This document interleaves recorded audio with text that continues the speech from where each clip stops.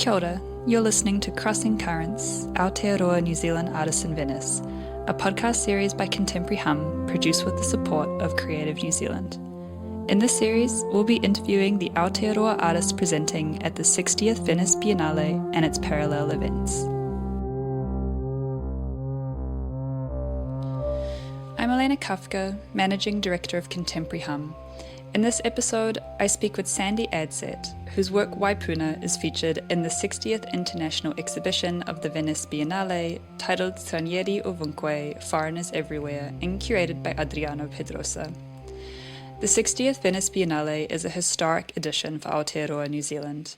Not only is there no national pavilion this year, which is only the second time there hasn't been a New Zealand pavilion since Aotearoa began participating in the Biennale in 2001, but the curated section features the most artists from Aotearoa to ever be included. This year, those in the curated section represent an intergenerational mix of Māori artists, reflecting Pedrosa's interest in exhibiting Indigenous art, as well as including and expressing genealogical lineages between practitioners. Sandy Adsett is of Ngāti Pahauwera descent. He's an acclaimed painter, carver and weaver who championed the revival of the customary art form of kōwhaiwhai, giving it context within contemporary art. Influential as a teacher, he's also trained and inspired many of Aotearoa's most celebrated artists. In the 1960s, he became an art specialist for the Department of Education, helping to formulate and introduce a new Māori arts component into the school syllabus, alongside such artists as Paratini Matchett and Cliff Whiting, as well as Fred Graham and Selwyn Wilson, whose works are also featured in the Biennale. In 2005, Sandy was appointed a member of the New Zealand Order of Merit for service to art. His work has been exhibited extensively across Aotearoa and internationally, including in the exhibition Indigenous Histories, which was shown at the Museum of Art in Sao Paulo and at Koda in Norway, and was also initiated by Pedrosa. I spoke with Sandy in June 2024 from his home in Hastings, Aotearoa.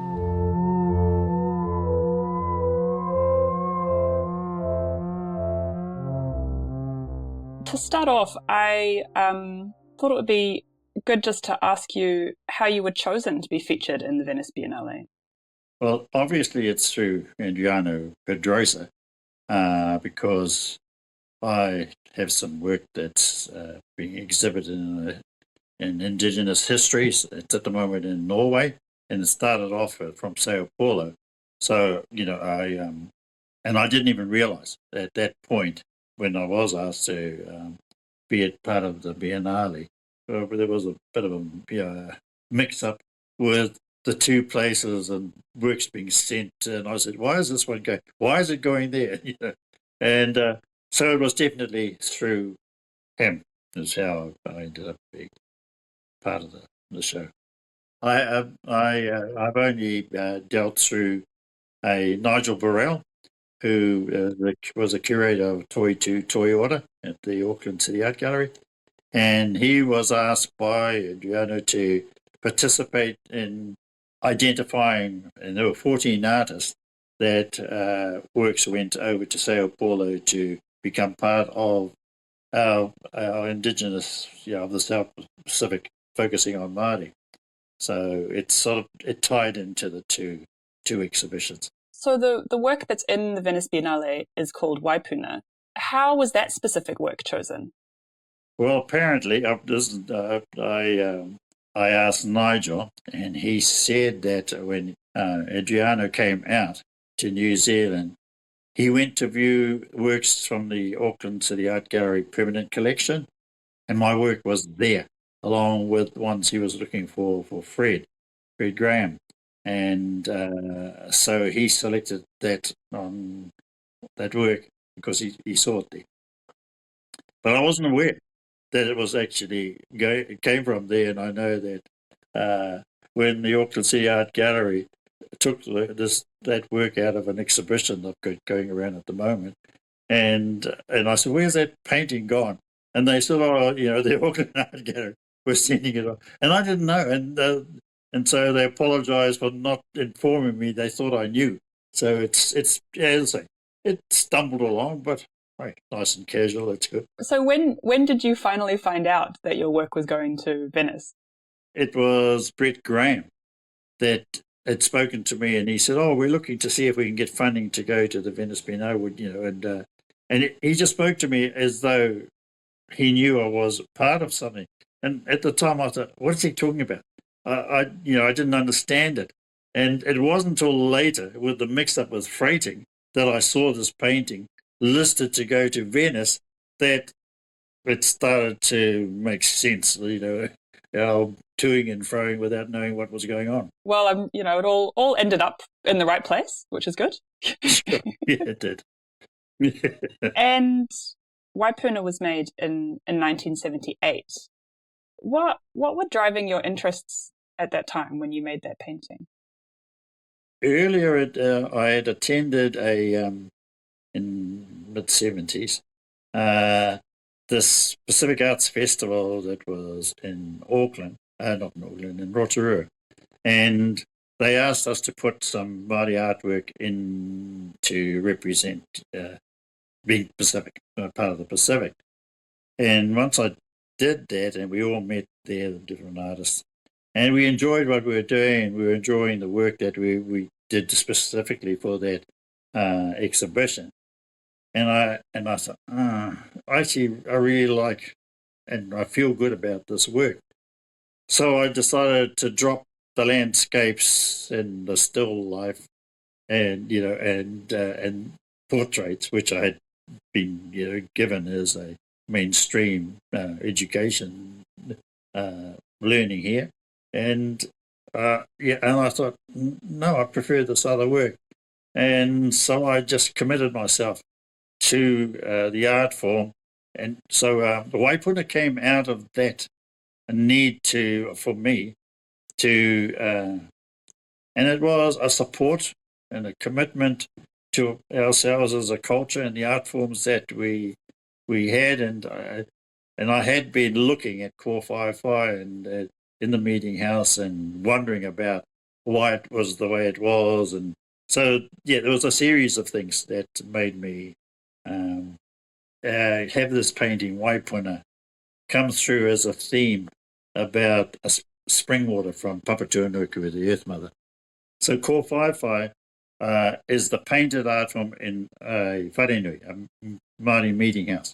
So the house is made up of very dominant carvings carved to represent ancestors. There's a lot of tukutuku on the walls, so it's a wall-to-wall, ceiling-to-ceiling art, really, in a meeting house. Whāriki mats on the floor that Aotearoa had as their focus and patterns. And kōwhaiwhai is the painted form that run down the heke on inside roof of the whare. And it's a connector with stories that take from the ancestors to the world of Māori. And it always intrigued me, because when I looked at the kōwhaiwhai, which were repeat patterns, a design unit that was repeated, and they're quite simple in comparison to what kōwhaiwhai is as a carved art form on paddles and on tauirapa of canoes, the waka. So I thought, why is it like that? But in my way of considering it, actually it works so well, because it allows the other works to breathe. Otherwise it would have been too over the top, I felt. So I wondered why they had reduced it to this simplified form when it could be a lot more elaborate than that. So I thought, I need to find out about this. So I decided to go into kōwhaiwhai as a painting on its own that could hang on the wall. And I went overboard and really added every colour and every quarter, going in all directions, because I was enjoying the fact I had the freedom to play with this design element of the koru, that curvilinear iconic form for us, same as what's on the tail of New Zealand.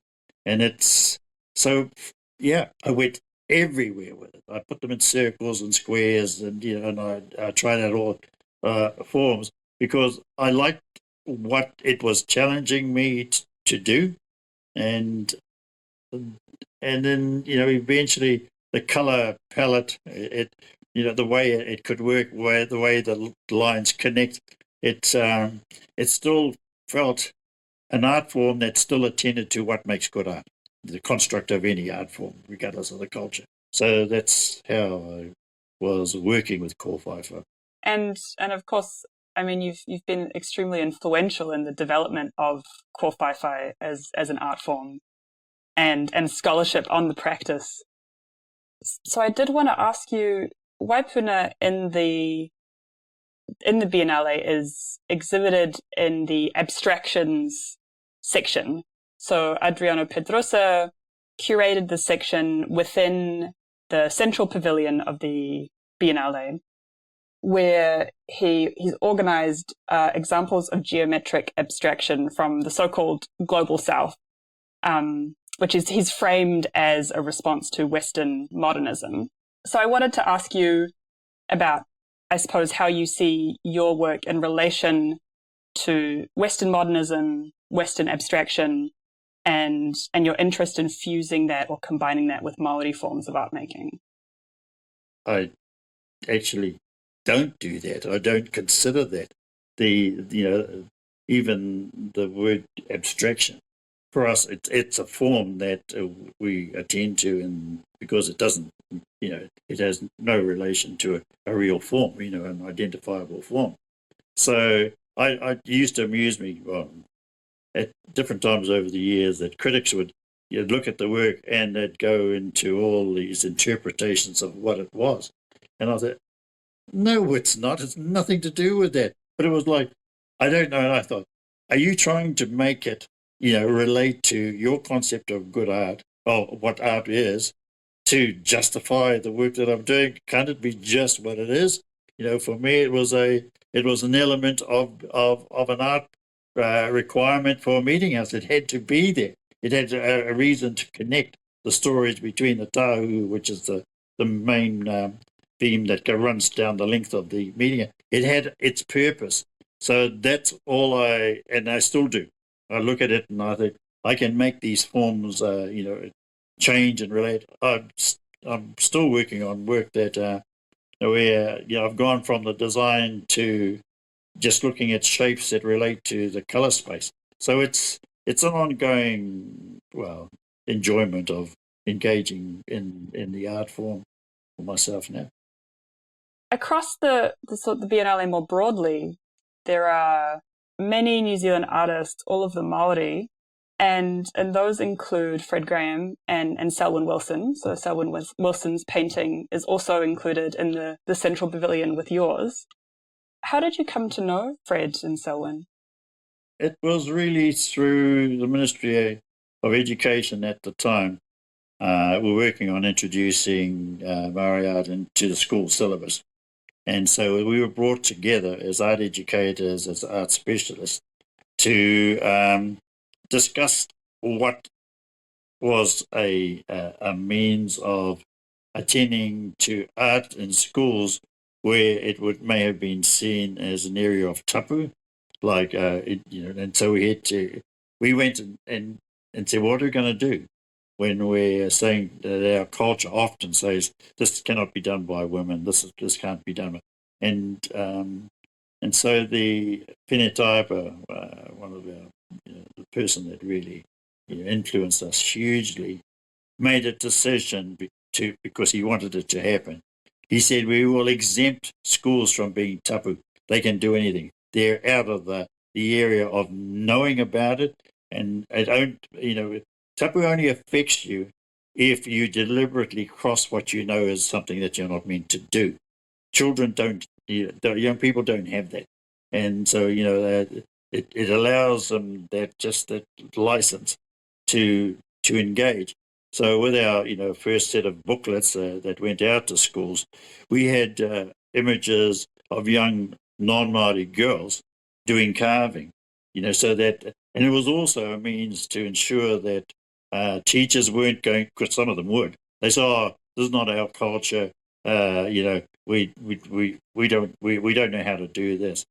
And the answer to them was always, "You're a teacher. You're required to follow the syllabus. It's laid out here how to do it, and so you need to do it. I mean, if you want to, get your grades as a teacher, then you have to attend to the requirement of the syllabus." So it was a real battle in those early years. And that's what Fred and Selwyn were part of, because they were in the secondary area. Selwyn was up north, and he worked with the communities. Fred was in the city, so he had that type of background. And then the rest of us, there was a whole lot of us in Putter and Cliff, and, and so we became part of a team that we regularly got together, enjoyed each other's company, and Fred became a real friend, and he has stunning work. His works that he still do, his huge sculptural works are still, he's still creating them. So, and he's still producing solo exhibitions on his own. So we enjoy, joking about things like that. Oh well, we'll try and put another tube in somewhere to keep us going, so that we can attend to some of the things that we need to do. So it's a good it's a wonderful relationship with Fred, and was with Selwyn as well. And it's really interesting how in the Biennale there's such an educational focus in a way, because the three of you all sort of came through as teachers, and then Bob Yonke, who's not in the Biennale but exhibiting parallel and personal structures, was also a teacher, and so there is this intergenerational and very much a tuakana tēnā kind of organization of the artists presenting with earlier generations and a younger generation. And that younger generation, of course, is Bob Yonke, Mataaho Collective, and then Fred's son, Brett Graham. How does that feel for you as an educator who has been so influential on following generations, to be included in this broad intergenerational representation? I feel really pleased that as you say, tuakana tēnā, it's correct to support for things Māori each other when asked. It's one of those things. So if you're part of a development, we always say, and everyone says this: once you're a tutor to somebody, I say, once you're a student of mine, you're a student forever. I don't care how old you get, because you want to always be there to support them. They can come and ask you, and that you would give them the support. We know that we can give them the support. We should. So being part of that, it's natural for us when we go to do a meeting house. There's so many people involved, the weavers and the locals have to be part of that, because you can't bring in experts. You have to learn and on the job virtually. And so the other thing is that when you say the expert of the tohunga of a particular discipline, for some, they initially ensure that when they decide to cease being the person that's identified as the tohunga of that discipline, that they say then they pass it on, and they pass the mantle on to somebody else, with the knowledge that those ones also realize that at a certain time they pass the mantle on. You see, and so but you're always there for each of us as a person that can be just asked advice of, and knowing that you'll give it. So I think it's great that the way that we're all together there. And you've also exhibited extensively in international exhibitions throughout your career, but this is the first time you're exhibiting in the Venice Biennale. So I wanted to ask you how the experience of being in the Biennale compares to other experiences you've had exhibiting overseas. I don't know. We've gone through this and looked back at it and said, so what did we get from this? What questions are we going to come away with? what challenges are we going to be faced with, which will be the value of Biennale for us. So, even though we've been on other journeys, it's still that this occasion is important for us to come home and talk to our own people. Firstly, I believe, to get a response from them, and then to go to like Creative New Zealand or have the discussion with Creative New Zealand as to how they would see the outcome of our participation being an influence on any changes that they may think needs to be done as a result of an outcome. Because there was no national pavilion for New Zealand this year, so it was quite a special year in terms of New Zealand's participation in the Biennale. How have you found that process of supporting your work to be shown in the Biennale without the structure of a pavilion? So this is kind of a question particularly about funding. Was Creative New Zealand quite involved with supporting your work, or were you having to go to the Biennale or find resources on your own to get your work over there? Well, I had made a decision not to go to the Biennale anyway, because I'm going on 85, and so I know that I would have issues traveling overseas to a hot country, and the other thing is that I didn't want to expect the family, which they wouldn't let me go on my own, and it's become too disruptive. Been to Venice a number of times, so I didn't get that funding, but I realised that the funding would be going to all the support staff and whatever it takes to the team that would have to be over there. So I think anything that they can save to go to other places would be well spent. I mean, in terms of the cost of getting your work to the Biennale, was that covered by Creative New Zealand? Or I don't know. As I said, I just saw where it was being shipped out, and so I thought, fantastic, off it goes. It's going. So. Yeah, yeah, off it goes. Yeah. Cool. Got a return address. Great. Yeah, so. It'll come back eventually. Yeah.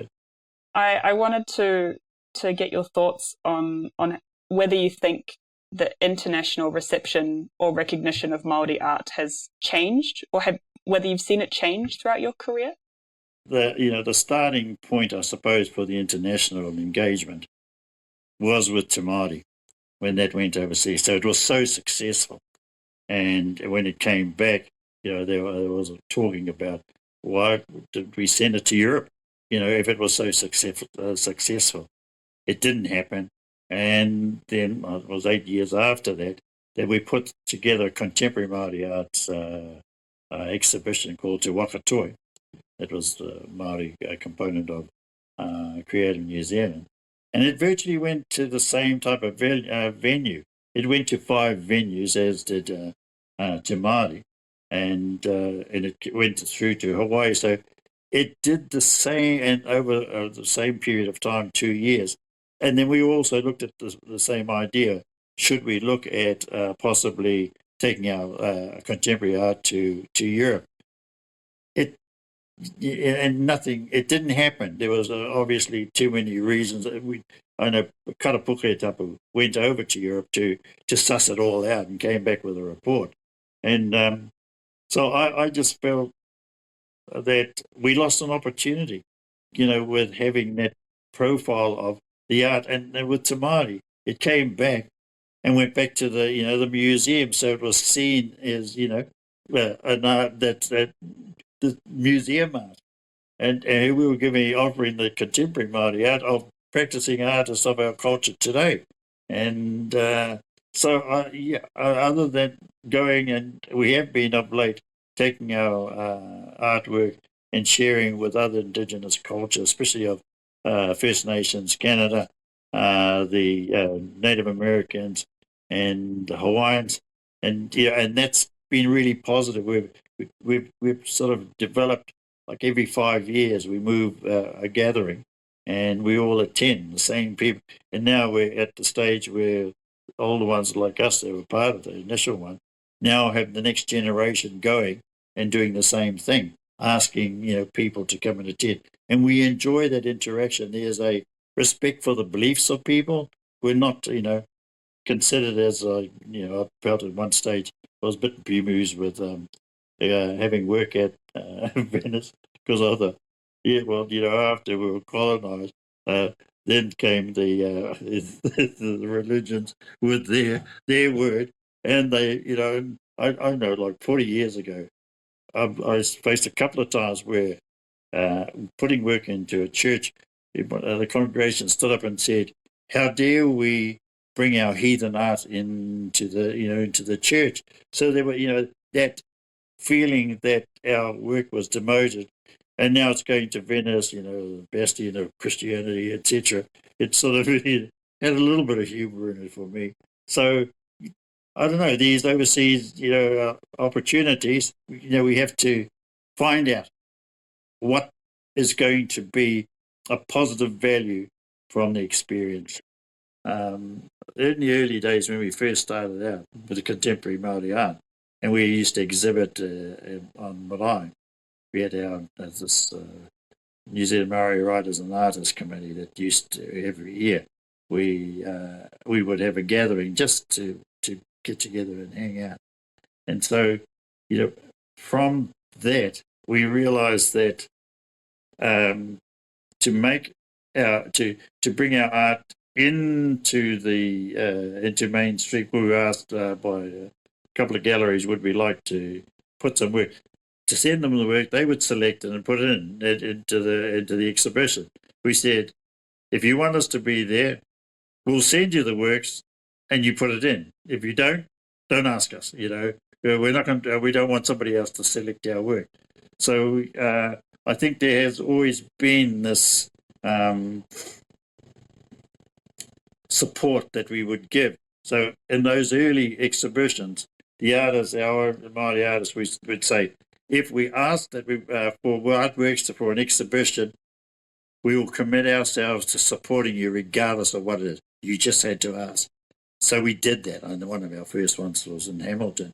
The only trouble with our crew, you sent them artworks, you never got them back. They just kept them. But it was fine because it was the crew. We said, just remember, you owe me a painting or something. And but it was that initial commitment that enabled you to take a punt on something and say, yeah, you could say, yeah, we'll put on an exhibition. Then you just rang everybody up and they knew they were committed to offering work, and they did. So it was a good way for us to begin. And the other thing is, during that time back then, contemporary Māori art was really new, and it wasn't seen very much. I remember we had a large exhibition down at on the wharf in Wellington, Shed 11, I think it was, and we went and we had to scrape the ore off the floor. There were bolts in the floor, but we did it to put on this pretty large show. And I remember we were there, and this European woman came in, and she came up to me and she said, "I'm really angry," and she looked angry, and I said, "Oh, okay," and then she said, "How dare you keep this work from us?" And so in a way, it was a backhanded compliment. She was saying that, but she was angry. She said, "You're denying us the means to share." It was like we didn't want the non-Māori to see it. I don't know what her reason, but it made me think, okay, perhaps we do need to be mindful of that type of person's reaction to work that contemporary Māori artwork, because it wasn't known, it wasn't seen at that time. Yeah, that's really interesting, because another thing, and perhaps this is, quite significant in Europe, is the lack of familiarity that audiences there have with te ao Māori or mātauranga Māori. Yes. So seeing these kinds of works quite possibly for the first time is a very new experience for them. Yeah. Is there a way that you hope audiences who are unfamiliar with te ao Māori will engage with the work? I think that they would firstly recognise that, there is a reason for us being there as part of the Indigenous component, that they would look at the different disciplines, look at the differences, but also look at it and say, is this good sculptural work? Is this, good composition and color connections in these artworks? I'm hoping they will feel something about the work, that at least they don't waste their time by just walking past. If you're going to go there, you may as well just try and understand, the things that have been put in front of you, because there's a reason for it. And for us, if it's there to understand something about Māori, even if they don't understand it, is that there is a reason why we're there. So even if they do that, then I'll say, well, they're trying to engage, and okay, that's all we can do. Yeah, I guess do you have any sort of specific feelings about what it might mean to have such strong representation of Māori art in Venice this year? I do have a feeling of when you say strong representation, but it's not representation that was chosen by us. It was actually chosen by a foreigner, if we're talking about the theme of this, and Rihanna, he's obviously a stunning guy and very supportive of everything, but I couldn't help by feeling a bit quirky and thinking, oh God, are we still being colonized here? We can't even choose our own work. We should be the ones to say what goes there, and it goes because it's strong. It's somebody else telling us they're going because they feel it's strong. So, yeah, I wanted to be able to. I thought, we've got to get something from this. We need to look at every aspect and then question, so that we are prepared as a culture to show a strength and be part of a in the organisations at the decision-making level, so that we can make these offerings and have them accepted. Because we always say to people when we exhibit in galleries, and they would say, we want it like this, and I said, wouldn't you want to see it as we see our art, as we view our own art, rather than for people to see it as you view the artwork, and the paintings all spread out, whereas we like chocker, everything goes in together because we're comfortable with it. See it as we see it, and you'll have a better understanding of who we are. So I think everything is a means of making your own decisions and pathways. Yeah. I hope that the young ones that are there are the ones that are going to be making those decisions. I think they need to see it as their role in the generation they are in, with the idea of what's going to be important to the younger generation then, as we go on. You've been listening to Crossing Currents, Aotearoa New Zealand Artists in Venice, an original podcast series by Contemporary Hum. Listen to Crossing Currents wherever you get your podcasts, or visit contemporaryhum.com for each episode, along with a transcript and images. Our thanks to Creative New Zealand for their support, Hamish Peterson for editing and mixing, Matariki Williams for cultural advisory, and Emma Kanyuk for design. Kia ora.